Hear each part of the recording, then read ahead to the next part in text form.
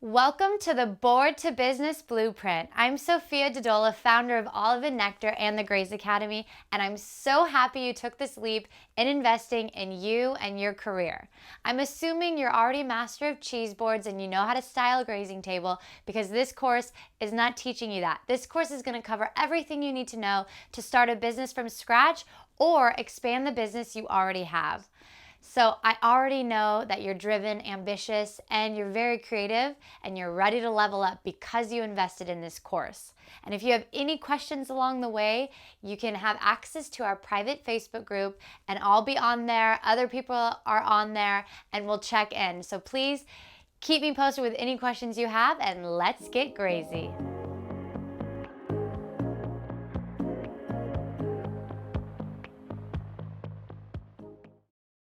Welcome to Module 1.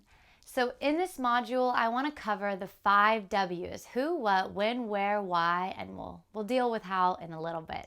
So with these, I want you to discover who your ideal client is, what you want to do, what is your service, when do you want to be doing these events, how often, where do you want to do them, do you want to travel all over the place, or do you want to stay in your city, keep it local, and why. The why is big. Why are you doing this? Does this bring you passion? Do you want to do it for money? Do you love the photos? Do you love eating this type of food?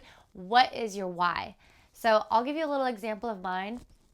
My who would be a corporate client and a wealthy couple who loves throwing little parties or big parties. Where would definitely be in my location of Huntington Beach, Orange County. Sometimes I'll commute to Los Angeles. And my service would be mainly focusing on grazing tables with a couple platters that I would do a month.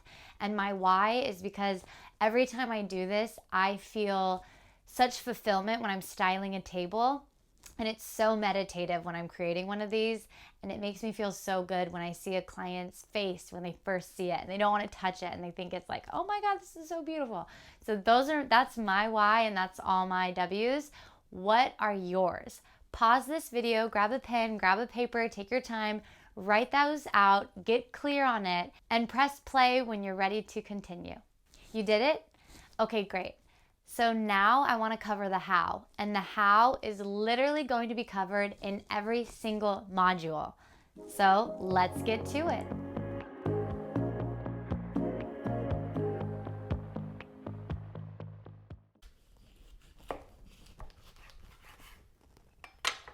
And the final touch. Oh, hey, welcome back. Today's module is all about prepping. So first off, we're going to cover everything you need to get started before you have an event. I like to have my prepping start 2 days prior to the event. So let's say I have a wedding on Saturday. That means I will start prepping on Thursday. Thursday is when I will buy all of my non-perishable items, which would be things like your nuts, your dried fruits, sometimes bread, your crackers, your dark chocolates, all things that are non-perishable, I will get on Thursday. On Thursday, I like to set myself up for success by getting those things and also preparing myself with the other things I'm going to need, such as hair nets, gloves, scissors, trash bags, and you're definitely going to want to have parchment paper and ice already in the freezer. I can't tell you how many times I forget ice and then I have to stop and buy a big bag because I forgot to put ice packs in the freezer. So don't forget to get your ice packs in the freezer ahead of time, and always pack your parchment paper or leave some in your car so that it's always on hand, because you don't want to set up a table without any parchment paper. Okay, so that's what I would do on Thursday, is the non-perishable. Then when Friday comes around, first thing in the morning, I'm going to go to several different grocery stores, farmers markets. I like to mix and match my produce. And these items that I would be getting would be the cheese, the meat, the fruit, everything that's perishable or refrigerated, the olives, the hummus, the dips, you get it, things like that. And then I will be going to prep. Going to town on prepping, and that's when you're doing the washing, the cutting, the packing. And how I like to put all of my items is I'll get a gallon Ziploc bag, and that's where I put mostly everything. I used to do everything in Tupperwares, but that was just a waste of time and so much cleanup. So what I do now is I use those Tupperwares for things that are more fragile, such as your berries, your cookies or crackers that you don't want to break, some cheeses that are soft, and then everything else like your melons, your olives. Unless your olives come in a glass thing, you can leave them in that. But you want to put the harder items in the Ziploc bags, and then your Tupperwares, the softer items. 2 other notes I have for you is to do a thorough grape check. So when it comes to grapes, what I want you to do is take them out of the bag, do a scan for any rotten or ugly grapes, pick them off, wash them, do a scan again, and be sure to lift up underneath the vine so you're seeing other grapes. This one's fairly naked, but if you lift up under, you'll see other grapes that might not look as nice. Take them off. And then pat dry all of your fruit so that it's not being moist overnight. And then before you place your grapes on the table, check them again. This is the most high maintenance fruit that I would say that you need to check like 3 times, because you just never know what happens. One could be on the verge of being bruised, and the bruise doesn't show till later. And all it takes is one guest seeing one nasty grape, and then you're like, oh gosh, so embarrassed. So do a thorough check with your grapes. And also, when it comes to washing your fruits, I recommend washing and cutting them last. So unwrap your cheese, fold your meats, cut your vegetables, but when it comes to fruits, cut those strawberries and wash those raspberries last. These little guys are super fragile. A little trick you can do is you can take your berries and wash them gently, very gently, and then put them in a salad spinner that when they're in paper towels, and gently pump the salad spinner, and they'll start to dry quicker than laying them all out. So when you store your raspberries, you want to be sure they're not squished together. Those guys are almost as precious as grapes. You want to pay so much attention to them. One time, because I buy organic, I found a teeny tiny little caterpillar in one of them. So could you imagine if you skimmed over your prep work and you went a little too fast and there was a caterpillar? I mean, it's kosher, but not. So when you have your bags, when you have your dry bag and you have your perishable bag, I recommend putting a piece of paper on top that labels what is in that bag. So you're not scurrying around being like, where are the figs? Where are the mangoes? Where are the rosemary crackers? You know exactly what is in that bag, and you just can look and then be like, oh, they're in this bag. So you can take a plastic sheet that papers go in, and you can tape it, hot glue it onto your catering bag. And we have a beautiful Amazon shopping site, so you can check out our items that we use, and I hope they work for you. I look forward to seeing you guys tomorrow with the next module, and I hope this information helps you.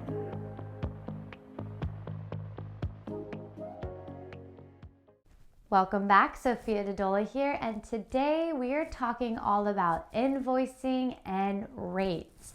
How to charge your clients, how do I do an invoice? All of those will be answered in this module, so go grab a pen and a paper and let's get started. Okay, so first things first.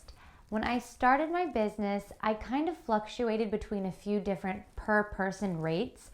You'll notice that some companies do this, such as myself, versus doing a bigger number, because that bigger number oftentimes will turn off somebody instead of seeing $20 per person, $30 per person versus $1,500 for a table. So that's why I like to do the per person rate. So my sweet spot is $22 per person. Although it's been a couple years, my prices have increased, but I still find my budget for food with that $22 per person.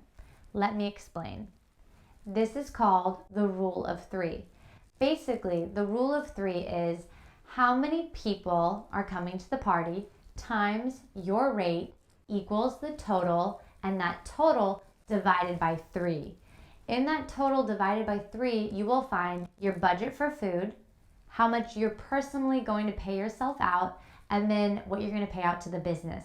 This is equal parts. It helps me with my business. It definitely saves me with food, and I get a little something at the end of the day.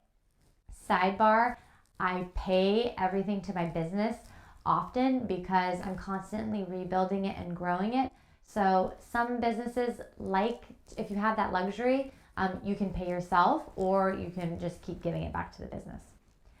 So back to the per person rate, if I didn't lose you already, it basically will help you find your food. And trust me, with the $22, even if you're charging $20, that should work, because I charged $18 per person once and that did not work. So when you do $22 per person, I either have extra food left over at the end of the event or I have just enough food. So trust me on that number. A little example would be if you have a party of 50 people, you times it by 22, that total divided by 3 is what you will be spending on your food.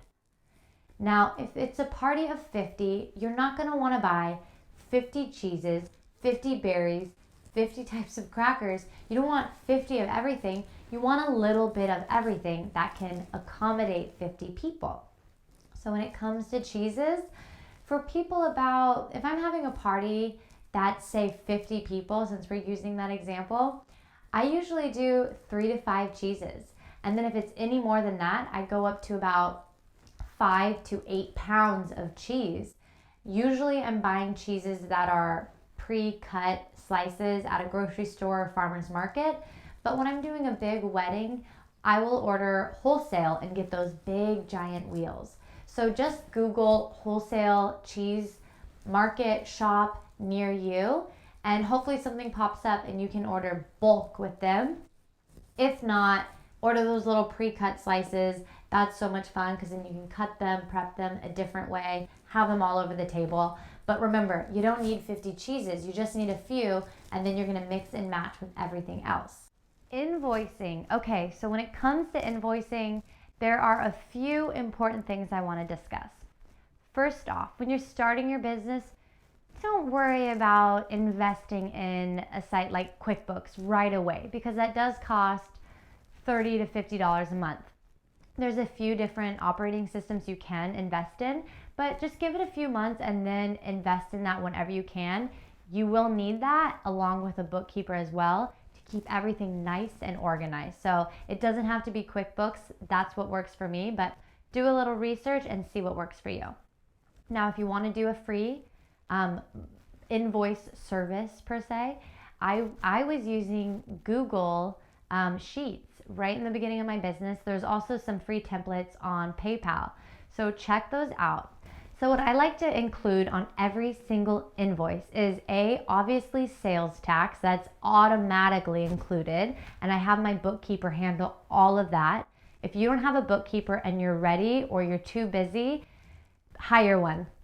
I do not regret getting a bookkeeper. That was the first person I ever hired because I wear every single hat in my business, and the bookkeeper kept things organized, and she keeps track of all the payments, and if I have a missing payment, she'll let me know. So best investment is to hire a bookkeeper, and then they can turn in your sales tax if you have that in your city or state. So the line items that I include on every invoice are the setup fee. It can be a setup fee or a breakdown fee. Sometimes if I'm doing a styled party, most of the time, it's called a setup breakdown fee. This is basically $75 to $100. And then if it's just a setup fee where I have no props and I don't have to come back at the end of the night, I just will charge a setup fee. When I'm charging a delivery fee, it's either a delivery fee or a travel fee. These two separate fees are the same exact thing, but one's just a little bit more because I'm traveling. An example of this is if I'm going to Los Angeles from Orange County and it's about an hour or more away, I'll call it a travel fee because I am going over an hour of time, and the travel fee is like $100, $80 to $100. So if I called a delivery fee $80 to $100, they'd be like, what? You're delivering? But when you say mileage or you say travel fee, they understand that higher number and it makes more sense. So here is an example of an invoice that we did a few months ago, and it was a big one. So just to break it down, we did a flat lay grazer. They wanted it to be mainly breakfast fruit.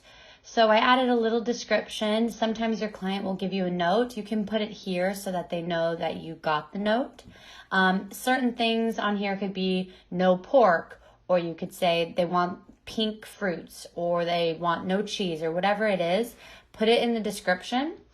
The rate for this one, I charged $26, and they wanted it to feed about 24 people. And then the coffee package, I no longer do, so that's why it says deleted. Once you add a product or service to QuickBooks, and then you stop doing it and you delete it, on all your future or on all your past invoices, it'll say deleted. So just pretend this isn't there. But I had a coffee package where I made rose lattes, rose tea, peppermint tea, jasmine tea, and for the whole entire thing, I just charged $6.30 for that. I had an hour. I had to pay for staff to be there for 4 hours to serve the coffee, and that was $35 an hour for 4 hours. The setup at the location for the table was $75. The delivery fee was $50, and then they also wanted sugar cubes that were customized, so we added that in there.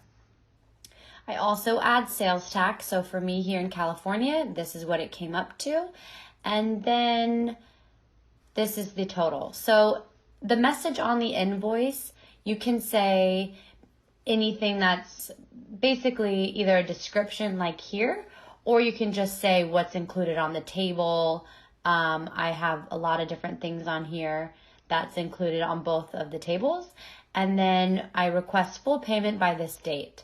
So this is this invoice. Let's see if there is another one we can take a look at. Let's do a platter. So this one was a platter, and she just wanted a grazing board, and it was $250. She wanted 2 of them, and we did it for $500. And then I waived the delivery fee because she was an Instagram influencer, so I did a trade. I gave her a little deal. And then I made a note like the boards will be picked up after the party. So you can say things like, thank you for choosing my business, or whatever you want there, but it's always good to have a delivery fee and or a setup fee. So if you have any questions, head over to the private Facebook group and ask it right there on the thread, and I'll get back to you as soon as I can.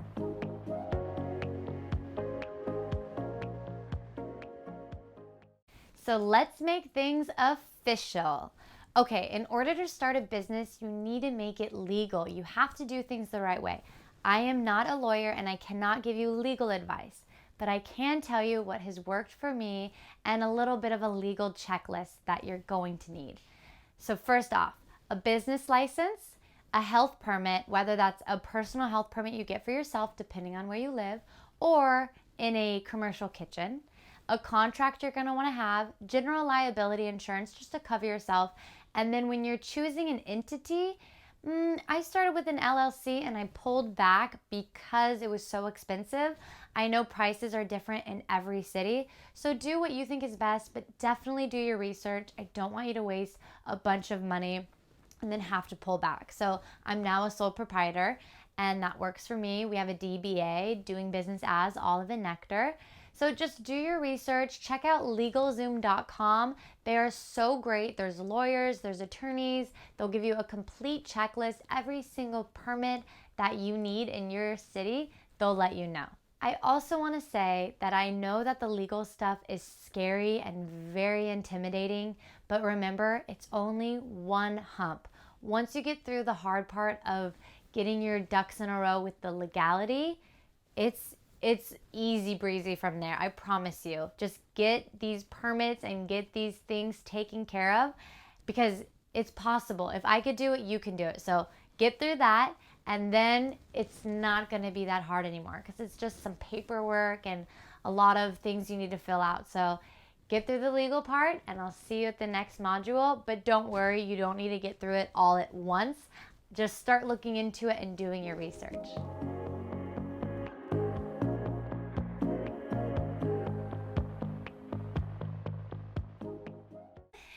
Welcome to Module 5. We are covering everything Instagram, a little bit of the website, and your logo.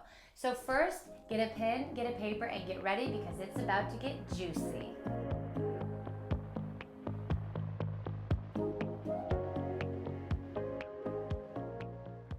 Okay, Instagram, this amazing little app has over 100 million people on it. That is insane, but it makes sense because over 80% of my clients have come from Instagram, and that, my friend, is without ads. So we'll talk ads maybe another time, but right now we're just gonna talk all about getting clients by cold direct messages, liking their photos, posting consistent content, and engaging with your audience. But Sophia, I don't have an audience. Sophia, I don't have photos. That's okay. A, you don't need an audience right away, and B, you don't need photos. So first things first, I want you to collect a bunch of your favorite photos from either Pinterest, stock photos, or people that inspire you on Instagram. Be sure to give photo credit to the appropriate photographer and or business owner of that photo, but it's great to repost other people's images. I recommend doing this as you're building up your business. And if you don't have a lot of photos to start, you can be doing this with quotes. A great app is called Canva, Canva.com. You can build little quote squares. And on these quotes, you can put Bree Mine, or you could put we're doing a giveaway, or our website just launched. It can be anything you want, really, but that will help break up the images. So that being said, get some stock photos, get some people off Pinterest and Instagram that you like by tagging them and posting quotes. So once you start doing that, post about 1 to 3 times a day. Honestly, consistency is key. People will start to engage with you. I want you to be using hashtags. I know some people are like, I don't want to use hashtags, but they do work because people will type in charcuterie, grazing table, caterer near me, and your photo will pop up. Even if it's not your photo, they're still going to be drawn to your account because you use that hashtag, and that's the whole goal. So that being said, once you build a gram that has photos on it, quotes on it, and sidebar, you're probably going to be doing platters for your friends and your family. So you're going to have photos anyway. So your photos will be weaved in on there. And when you are reaching out to clients, how I want you to do this is you're going to go to your ideal client's Instagram page and you're going to like their 3 most recent photos. Double tap, double tap, double tap. And then you're going to comment on a couple of them. Comment on one, something about the photo, whether I like your hair or those glasses are cool, where'd you get them? On another photo, say check DMs. This is key because when somebody isn't following you, your direct message goes to a spam folder. So when they check their phone and they have 3 hearts, 2 comments, they're like, ooh, what's this? And then they're like, Olive and Nectar, who's that? Check DMs. They're going to check DMs and then they're going to have a message from me. And the message is how you build a relationship with this either influencer or potential client. It could literally be anything. It can be, hey, how are you? I've been following you for a while. I love your stuff. I'm doing this giveaway. Can I give you this? Or I'm doing a discount. Can I give you 50% off? Or whatever it is, say something, but be relatable to what they're doing, what's going on with them, but offer them a little something. This is the best way to get their attention and build a relationship. So as you start to post more photos and you're hashtagging, you're going to start getting followers. Now, when people start to follow you in the beginning, I recommend sending them a direct message saying, thank you at Olive and Nectar for the follow. Thank you for following me. Let me know if you have any questions. I love your page, and follow them back. Whatever direct message seems appropriate for you, send that because engagement is key. Even when you're on and you're swiping and you're looking, comment, comment, comment. This is business. This isn't all play. So when you're on your personal thing, do your thing, whatever. But when it's business time, I want you to Create a time slot where you are going to post on your Instagram, you're going to engage, you're going to message, and you're going to like, and you're going to follow people.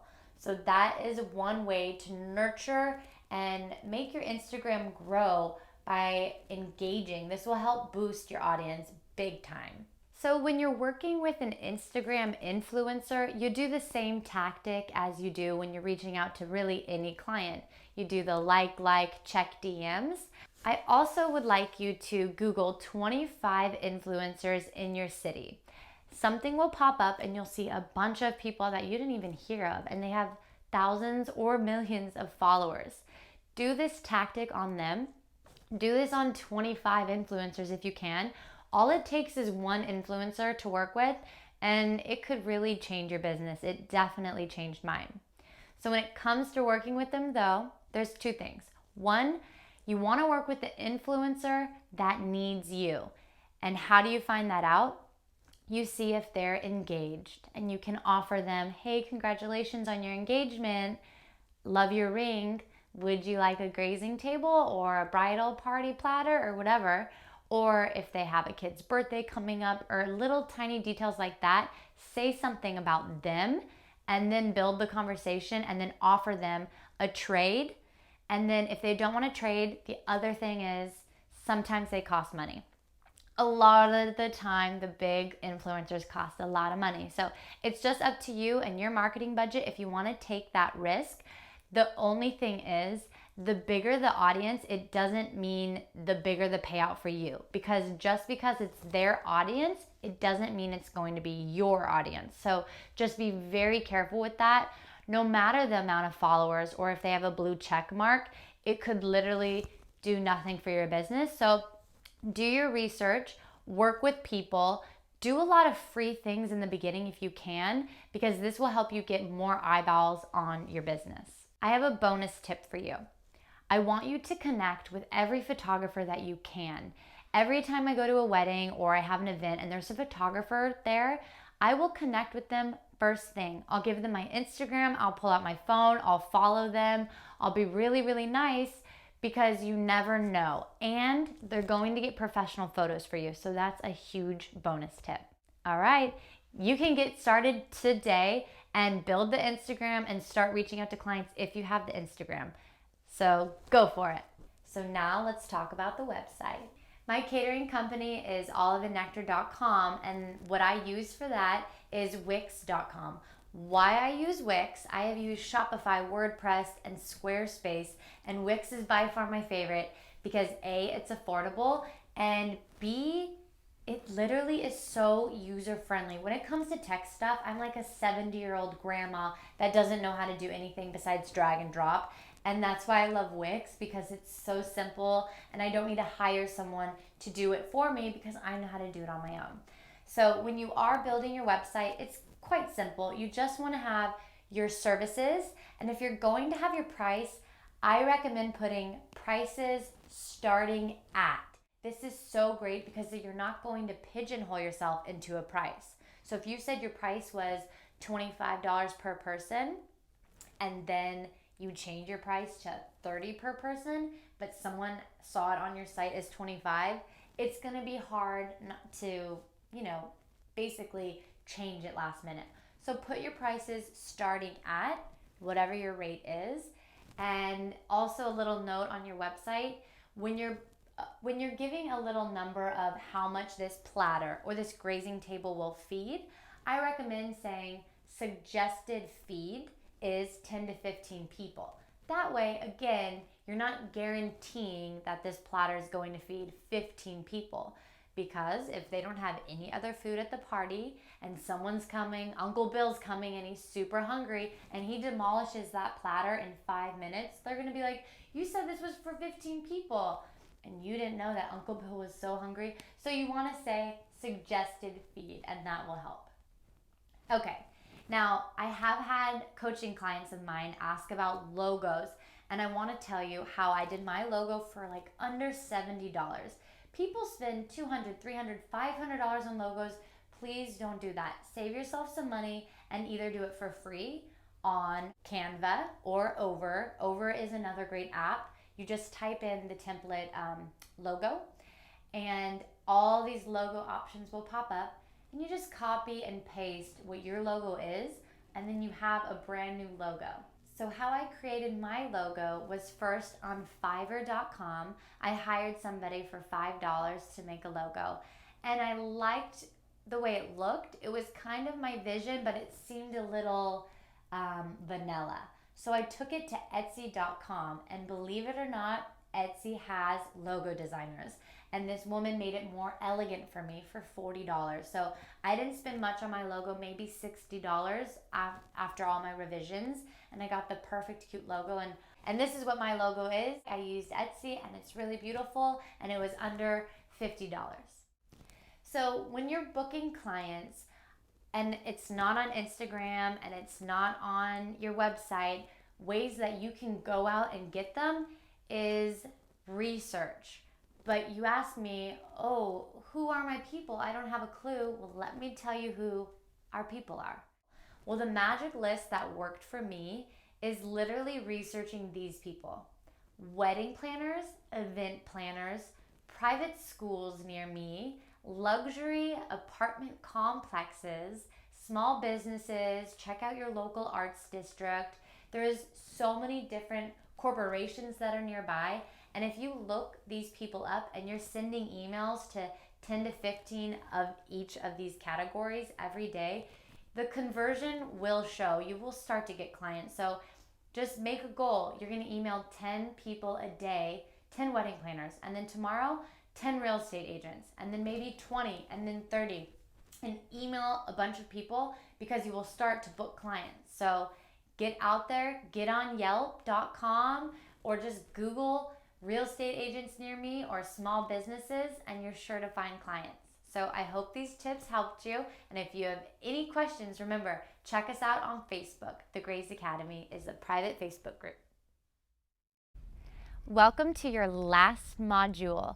You have come so far, and today is probably one of the most important modules because we're talking all about mindset.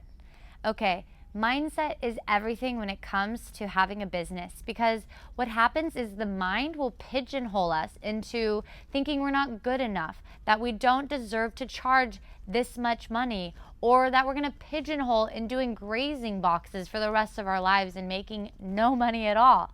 So I want to rewire our beliefs, and a way we can do this is by writing down all of our fears, all of our negative beliefs we have about ourselves. This is how we play small, and we're not good enough, and I don't have a college degree, so why would I be able to have a small business, or I don't feel talented enough, or I'm not organized, or whatever it is. Write that down, get a pen, get a paper, take your time. Pause this video, and when you're ready, come back, and we're gonna do something really cool. So pause this. So how'd that feel? There's a lot in there, isn't there? Sometimes when I do this exercise, more stuff comes up that I'm harboring and I hide, and then it comes up. I'm like, oh my gosh, my mind is telling me this. This is a fear that's in there.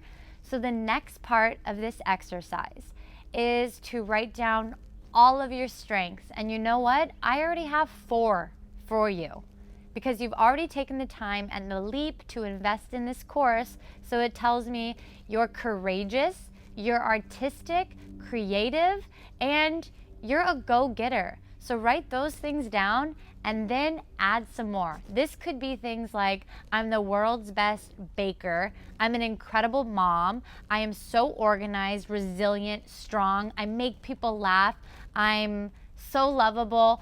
Whatever it is, write down your strengths, and this one, take even more time. Seriously, make some tea, turn on some ambient music, and really just make this an experience. And I'll be here, I don't mind waiting, so pause, and I'll see you soon.